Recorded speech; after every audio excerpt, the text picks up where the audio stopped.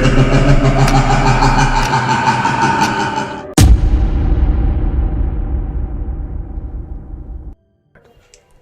আমি অন্তিমা। চ্যাটভি চ্যানেলে তোমাদের সবাইকে ওয়েলকাম। আজকে চ্যাটভি চ্যানেল থেকে আমি হোস্ট করব, কারণ আমাদের চ্যানেলের আরেকজন হোস্ট যিনি করে থাকেন, তার সাথে ঘটে যাওয়া একটা ঘটনা সে আজকে আমাদের সাথে শেয়ার করছে। তো বল, তোর সাথে ঠিক কি কি ঘটেছিল? আমায় তো যারা চেনে তারা জানেই যে আমি ছোটবেলা থেকে দাদুর বাড়িতেই মানুষ হয়েছি। তো ছোটবেলা থেকে দাদুর সাথে আমার বন্ডিংটা খুবই ভালো। তো আমি দাদুকে দাদান দাদান বলে ডাকি। আর আমার মারা হচ্ছে 3 বোন, মায়েদের কোনো ভাই নেই বা দাদা নেই, ঠিক আছে। তো বেসিক্যালি দাদু যখন মারা যায় তো আমি মুখাগ্নি করেছিলাম, ঠিক আছে।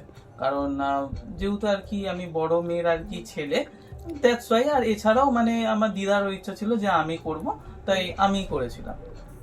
তো যাই হোক, এবার কথাটা হচ্ছে দাদু আমার ছোটবেলা থেকেই খুবই ভালোবাসতো, সেটা বড় কথা নয়।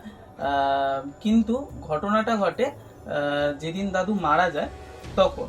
আমরা জানি মারা গেলে মানুষকে আগে ঘি মাখানো হয়, তারপর তাকে হচ্ছে চুল্লিতে দেওয়া হয়।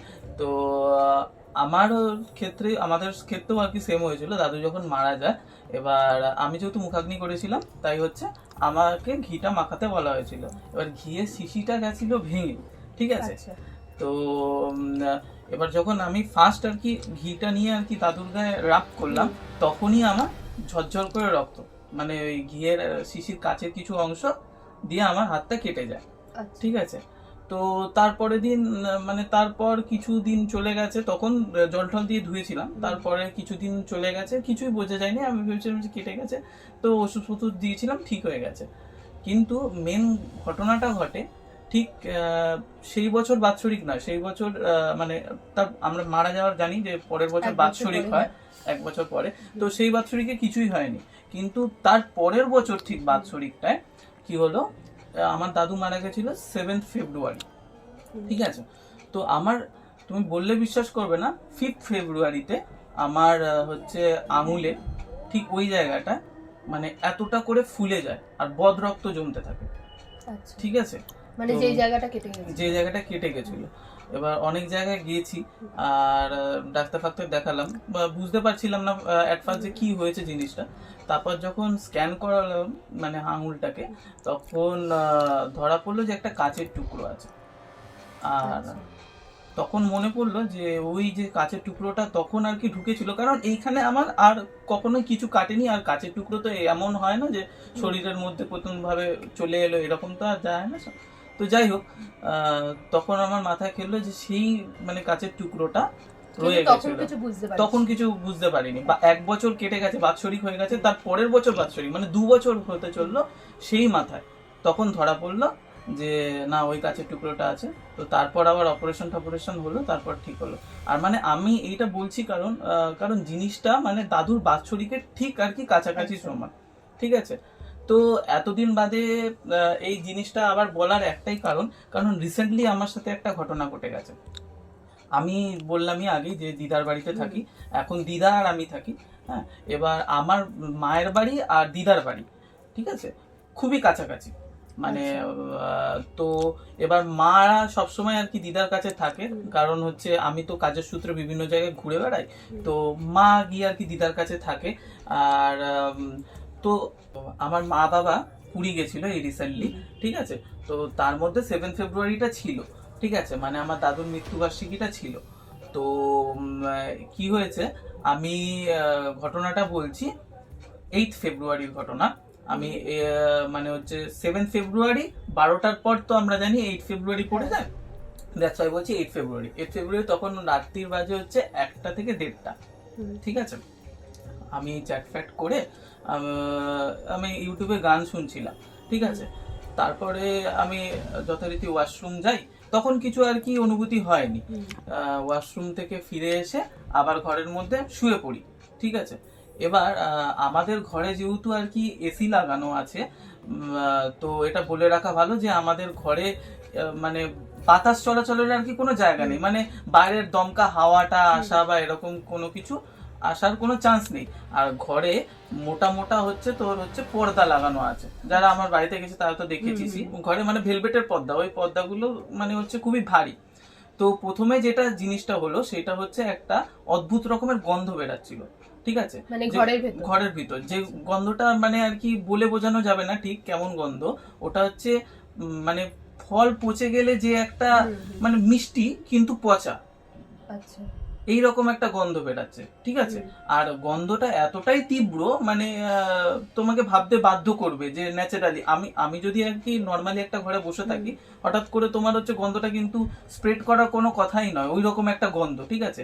এবার আমি কি ভেবেছি যে দিদুনের একাদশী ফেকাদশী থাকে, তো দিদুন কি করে কাটা ফল আর কি রেখে দেয়, ওর জন্য দ্যাটস ওয়াই হয়তো গন্ধটা বেরাচ্ছে।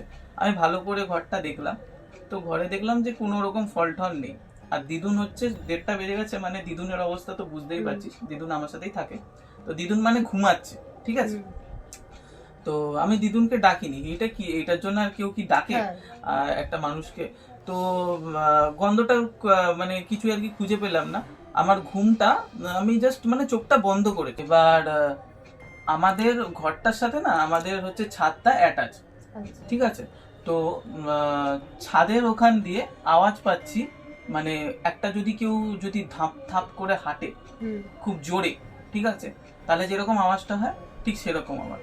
আর মনে হচ্ছে কি বলতো একটা বড় জিনিস হাঁটছে, বড় জিনিস, ঠিক আছে, ধাপ ধাপ ধাপ করে হাঁটছে, ঠিক আছে। ইভেন ওইটা তোর হচ্ছে দেখছি একবার তোর হচ্ছে অ্যাডভেস্টারের চালে যাচ্ছে জিনিসটা, হেঁটে হেঁটে হেঁটে হেঁটে অ্যাডভেস্টারের চালে যাচ্ছে, আবার হচ্ছে নিচে আসছে। আমি ভাবলাম হচ্ছে হয়তো হনুমান টনুমান হতে পারে, ঠিক আছে। তো আমি অতটা তাও পাত্তা দিইনি, কিন্তু আওয়াজটা মানে মানে একটা মানুষের যেরকম পায়ে হাঁটার আওয়াজ হতে পারে থাপ থাপ থাপ, ওই রকম করে কি আর কি একটা হনুমান হাঁটতে পারে?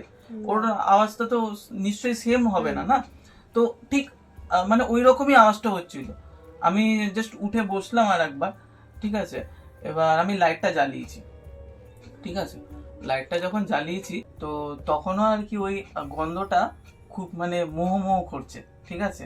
আওয়াজটা বন্ধ হয়ে গেছে, সাডেনলি আওয়াজটা বন্ধ হয়েছে। এবার তোকে যে পর্দার কথাটা বললাম সেই অদ্ভুত ঘটনাটা শোন। মানে পর্দাগুলো মানে বাইরে থেকে যদি দমকা হাওয়া আসলে যেরকম ভাবে ওড়ে ঠিক সেইভাবে উঠছে, কিন্তু ঘর বন্ধ, পুরো ঘর বন্ধ। আর আমাদের ঘরে তো আগেই বললাম যে এসি লাগানো আছে, সুতরাং বাইরে থেকে হাওয়া আসার আর কি কোনো সম্ভাবনাই নেই। আর শীতকাল সমস্ত জানলা দরজা সবার বন্ধই থাকে, মানে অদ্ভুত রকম ভাবে উঠছে, ঠিক আছে।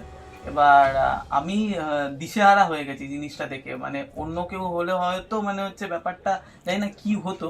এবার সাধারণভাবেই আমি হচ্ছে গাত্রবন্ধন করেছি, ঠিক আছে। তো গাত্রবন্ধন করে মানে একটা নিজের মধ্যে একটা তাও একটা কি বলবো কনফিডেন্স বল বা যা কিছু বল একটা মনোবল ওইটা আর কি ধরে রাখতে পারলাম, ঠিক আছে। কিন্তু আমি দিদুনকে তখনও ডাকিনি, ঠিক আছে। আর আমার মাথা থেকে একদম বেরিয়ে গেছিল, আমার কেন দিদুনও মানে প্রতি আর কি বাৎসরিকে দাদানকে মালা দেয়, ঠিক আছে, মিষ্টি দেয়, সবকিছুই দেয়। এই বছর ভুলে গেছে, ঠিক আছে। আমি রাত্রিবেলা শুলাম, ঠিক আছে, আমার তারপরে মনে হতে থাকলো যে দাদানের তো আজকে বাৎসরিক ছিল, মানে আজকে বলতে মিনসেন্স 7ই ফেব্রুয়ারি, আমি 8ই ফেব্রুয়ারির কথা বলছি। 7ই ফেব্রুয়ারি তো বাৎসরিক ছিল, কিছু দেওয়া হয়নি। কিন্তু দিদুনকে বল বা অন্য কাউকে বল আমি ঘটনাটা বলিনি। আমি অফিসে গিয়ে আমার কলিগদের সাথে শেয়ার করেছি এবং তারাও বললো যে তুই ভাই মানে দিদাকে অন্তত এই জিনিসটা বলিস না, কারণ আমার মা বাবা বাইরে ছিল, সে যদি জানতে পারতো হতেই পারে এমন কিছু হলো, ওইটার হয়তো এফেক্টটা পড়েনি, অন্য কিছুর একটা আওয়াজ হলো, দিদা আতকে উঠে, মানে এই ঘটনাটা তো এমনই না, তো আতকে উঠে তার অবস্থা একদম ঢিলে হয়ে যাবে, ভয়ের সৃষ্টি হবে। তো এইটার জন্যই বলিনি। ইভেন আমি মাকেও বলিনি, কারণ মারা ঘুরতে গেছে, তো তাদের মানে মাথার উপরে একটা প্রেশার পড়ে যাবে যে এরকম হলো। আমি শুধু দিদাকে বলেছিলাম যে এটাই যে তুমি দাদানের ওইটা মিস করে গেছো বাৎসরিকের এটা, তো দাদানকে মিষ্টি জল দিয়ে দিই। তো পরের দিন যথারীতি মিষ্টি জল দিয়েছে দিদা, আর তারপরের দিন আর কিছু সেরকম হয়নি। তো এই ঘটনাটা একদম রিসেন্ট ঘটেছে আমার সাথে, তাই আমি চাইলাম আমাদের দর্শকদের সাথেও এটা শেয়ার করতে। সত্যি মানে এমন অদ্ভুত ঘটনা, আমি জানি না মানে এইগুলোর কোনো ব্যাখ্যা আদৌ আছে কি। তো দেখ, যেটা বুঝলাম, এই যে তুই ফলের গন্ধটা যেটা বলছিস, পচা ফলের গন্ধ, এটা তো ঘরের মধ্যে তোদের যদি কোনো ফল থাকে সেটা থেকেও আসতে পারে। হ্যাঁ, সেটা আমিও ভেবেছিলাম। হ্যাঁ, আর তুই যে বাইরে যে হাঁটার কথাটা বললি, অনেক ক্ষেত্রে তো আমরা দেখি যে ভাম বিড়াল বা এই জাতীয় কিছু হাঁটলেও তো এইরকম টাইপ আওয়াজ সেটাও আমি হতে পারে।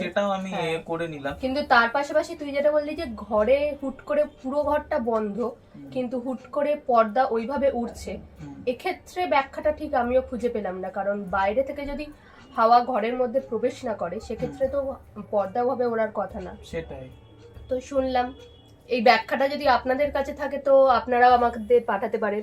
পাশাপাশি যদি আপনাদের কাছে এরকম আমাদের সাথে শেয়ার করার মতো এই ধরনের কিছু ইনসিডেন্ট হয়ে থাকে সেটাও আপনারা আমাদের চ্যানেলে পাঠাতে পারেন। আর এই রকম ঘটনা আরও শুনতে গেলে আপনাদের অবশ্যই আমাদের চ্যানেলকে লাইক, কমেন্ট আর সাবস্ক্রাইব করতে হবে। তো পরবর্তী ভিডিওতে আবার আপনাদের সঙ্গে দেখা হবে। আজকে এইটুকুই।